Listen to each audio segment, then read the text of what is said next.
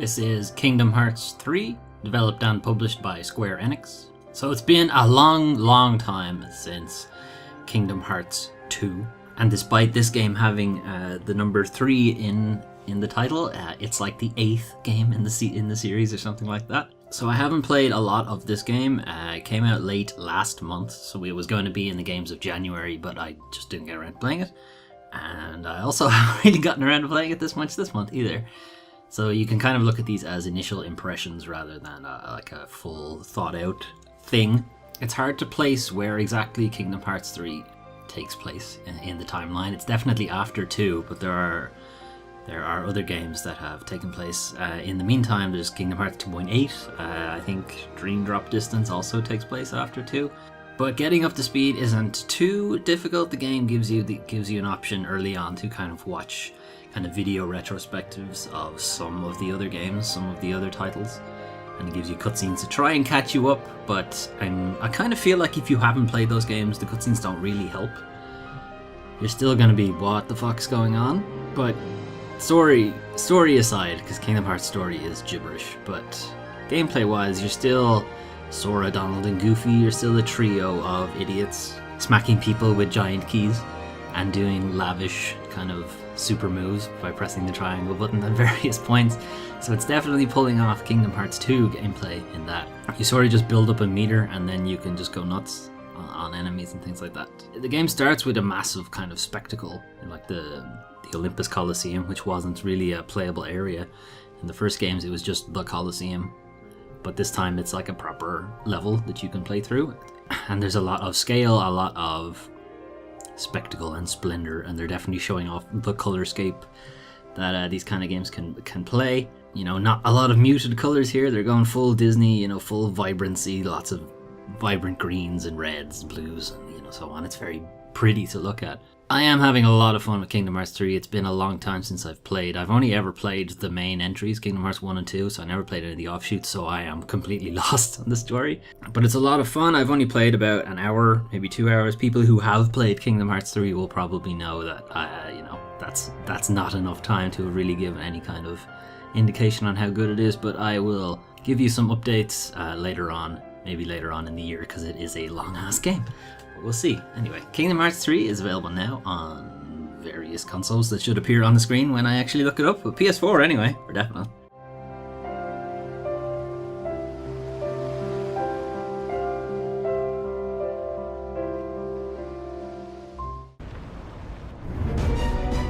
Help me! Oh no! There's a little girl caught in the fire! Let's go! Wait! Running's too slow! Then what's the other choice? Get on that!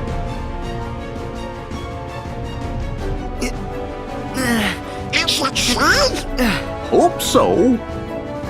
Like this? That's good. Now hold on tight! Whoa! Hurt! Maybe we should... I don't think this is a good idea! No,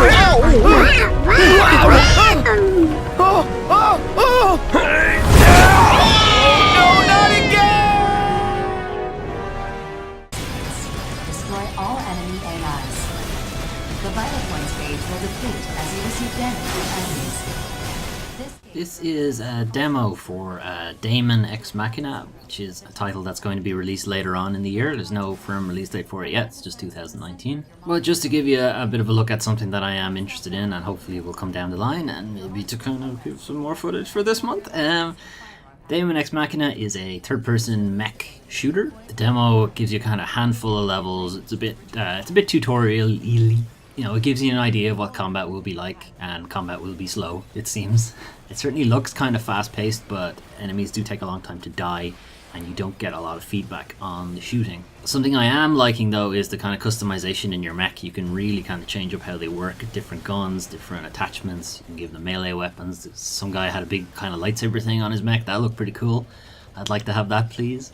You know, you can change the color palette, you can change like headpieces, armor pieces, things like that. There's a lot of customization there in the mech, and there's a lot of customization in your player avatar for some reason that they don't really go into too much in the demo, but I don't know, I was just messing around with my guy and he ended up getting cybernetic eyes and, you know, big robot legs and stuff. So I was like, I don't know.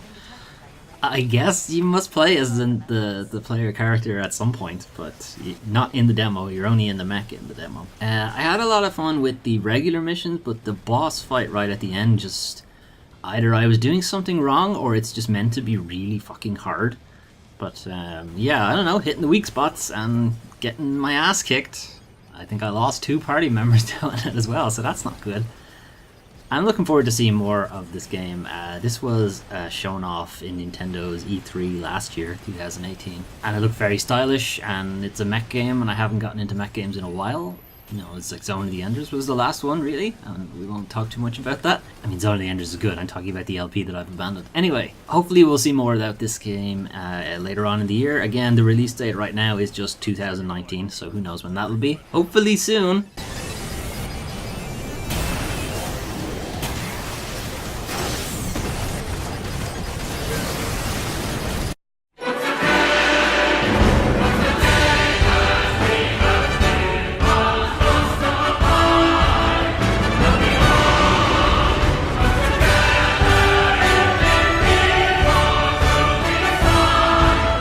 This is God Eater 3, developed by Marvelous and published by Bandai Namco.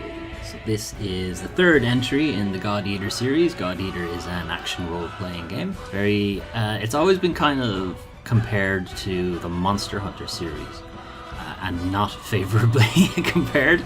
I haven't played any of the other ones, but I've heard some people talk about the God Eater series, and I've always been sort of interested in it.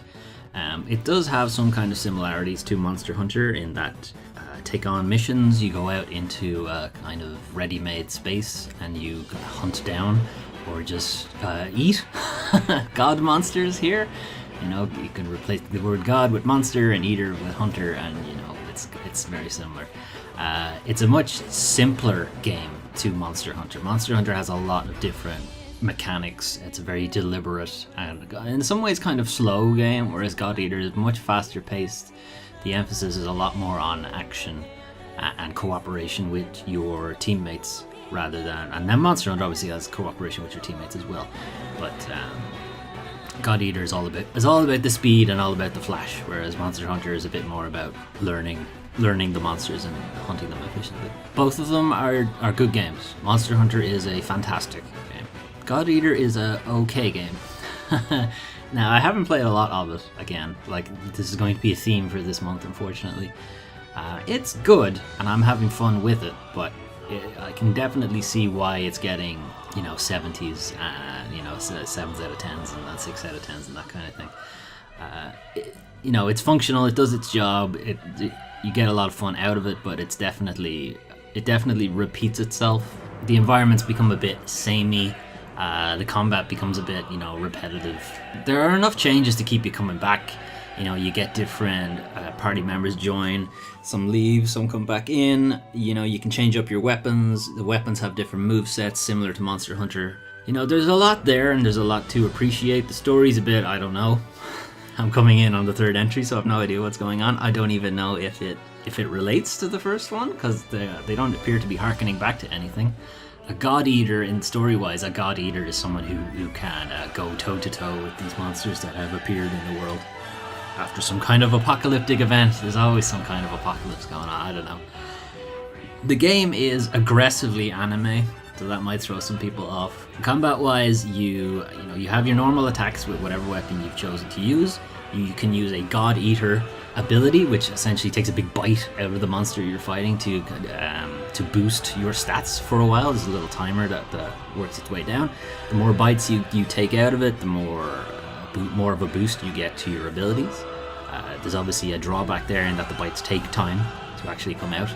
You can share abilities with your teammates, so whatever teammates you've brought into the fight, you can kind of sync up with them and get some extra abilities off them, and that kind of thing. Just moving around the battlefield and fighting the monsters is fun. Like, it is enjoyable. I'm just saying, there's a reason it's 7 and a 6 out of 10. It doesn't have the kind of extra polish, the extra content, just that attention to detail that Monster Hunter does have. If you haven't played either of them, I'd go with Monster Hunter, but if you're looking for something that is a bit Monster Hunter, but not as involved. You know, it's something you can just sit down and play and not really have to think that much about. God Eater is a lot of fun. More to say about this game later.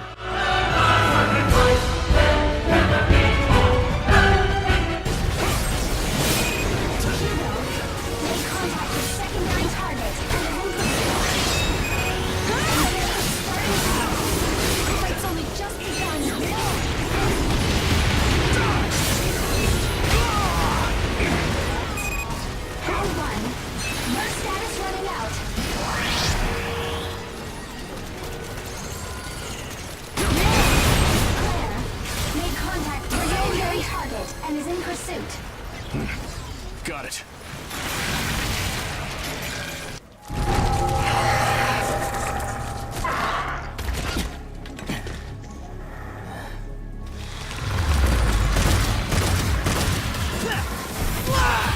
This is a demo for Devil May Cry 5.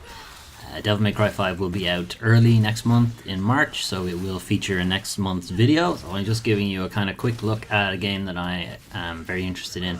Same as I did for the Daemon X Machina video, or demo rather. So yeah, I'm actually dying to play DMC5. The demo just kind of solidified that for me. I already knew I was going to be playing it. The demo, you play as Nero, and it gives you a bit of a run through a single level and a boss fight. Didn't do particularly great in the boss fight, but I think I did pretty well in the level. You can replay that demo and, you know, add or buy more moves to get a bit more of a moveset out of it. So, you know, it has a bit, even the demo has a bit of replay and extra value to it, you know, trying to get a better score. Looking forward to showing off more of this game next month. From what I've seen, it seems like it's going to be very good. So yeah, I'm hoping to have a very good March, I guess. More to see of this next month.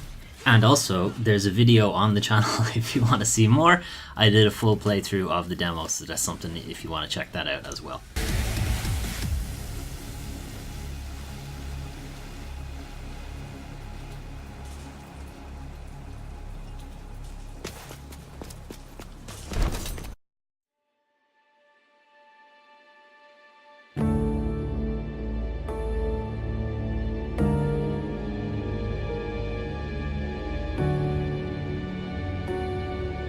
This is Metro Exodus, developed by 4A Games and published by Deep Silver. Metro Exodus is a first-person shooter, and it is the third game in the Metro series, so Metro 2033, and then Metro Last Light, and then Metro Exodus. The Metro series is based on a series of novels by, let me try to get this name right, Dmitry Glukhovsky's.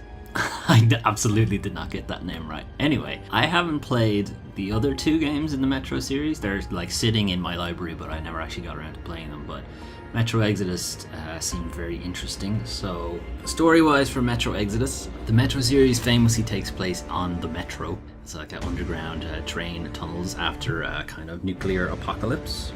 And the first two games you spent a lot of time, you know, underground in the Metro, being spooked by mutants and, you know, human beings being the worst, you know, monsters of all and all that jazz. Metro Exodus, you get out of the Metro and, you know, you explore the surface of the world. I think for the first time in the series, as I said, haven't played them, so I don't know. I think you do spend some time out in Last Light. Some people compare the Metro series to Fallout. It's not, in my mind, a fair comparison.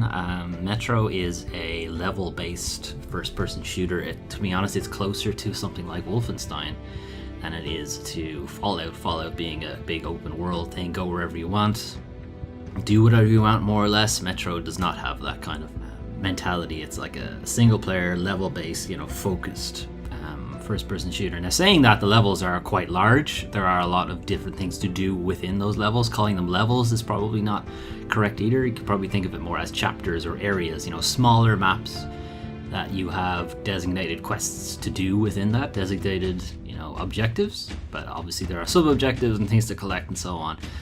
You can kind of look at it maybe as like several small Fallout maps, if you like. Something like that. Anyway, it's very well put together. I'm having a lot of fun, and I always say I have a lot of fun with games, but I am having a lot of fun with this. Again, going with Kingdom Hearts as well, I have not put a lot of time into this game. So again, first impressions kind of thing. I'm really only in the first area, or a little out of the first area, maybe middle of the second area. Maybe that's a better way to think of it. But I am looking forward to progress through the game. The game starts in a kind of wintry, very cold setting, but I do know that the game progresses through various seasons, so I am looking forward to seeing the game world change over time. That'll be a lot of fun. I do like kind of first-person games that give you a decent stealth option, and this game does provide that. There's a kind of lighting system where, you know, if you're completely in the dark, you know, enemies can't see you, and if you step out into light, then they can see you, and that kind of thing. So it's good that they do have a kind of harder stealth mechanic that you don't actually often see in first-person games. It's kind of a bit nebulous whether you can be seen or not. But I'm glad that Metro has a kind of system in place where no, they definitely can't see you, so that's good. Gunplay is fun, it's functional. Again, I haven't gotten very far into the kind of modification for guns and stuff like that, so I'm looking forward to doing a bit more with that. But I'm liking what I've played so far. I'm playing this on console. There was a kind of big stink for the PC version that Metro, very close to the game's launch, just decided to go exclusive on the Epic Games Store. I don't have a horse in that race, so I can't really say anything about that, but if you absolutely need to get it on PC, I guess, you know, you'll have to go the Epic Games Store route, but you can get it on console as well, or you can just wait. I mean, it'll end up on Steam at some point. Yeah, the other two games are there as well. You know, so if you can wait for the Steam release of Metro Exodus, you have those other two to keep you company anyway. Hopefully I'll have more to say about this game in the future.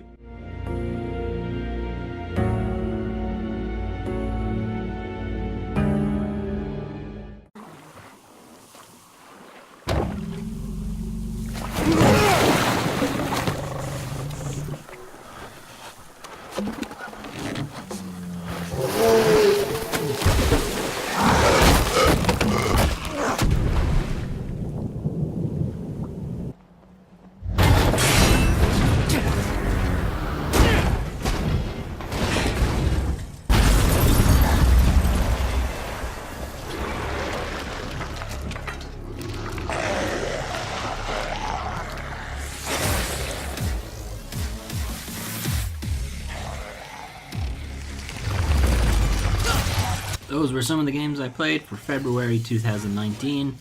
It's 3 really big games: Kingdom Hearts 3, Metro Exodus, and God Eater 3, and I just haven't really had the time to play all of them. You can blame Resident Evil 2 for that. It got its claws into me and it refused to let go. I think I've got it out of my system just enough time for next month's games. So next month we will be looking at Devil May Cry 5, which you can see some footage of here. That's from the recent demo. So some hack and slash demon action. I'm very much looking forward to that. It's been far too long. After that, we'll be looking at Sekiro: Shadows Die Twice, the newest game from Software. From Software, best known for Bloodborne and Dark Souls, so this will be hopefully another fantastic game from them. Then some smaller titles, The Sinking City, which appears to be a kind of Lovecraftian detective game, which I've heard some good things about and I've heard some not so good things about, so we will see how that actually turns out. And then there are 2 other games. So first is Left Alive, which is its saving grace is that it's from Yoji Shinkawa, who's an artist on the Metal Gear Solid series. But there's not a whole lot of news about the game, and its release date is like right around the corner. So that might be a stinking shit of a game. Who knows? And then the other one is Generation Zero, which is another mech game from Avalanche Studios. Avalanche known for Just Cause, so this is a new IP for them. Again, release date right around the corner, and we know very little about it, so who knows how that will turn out. Anyway, we'll be here again next month. Pretty much all Devil May Cry 5, but I don't know. We might actually fit in some of the other games, who knows.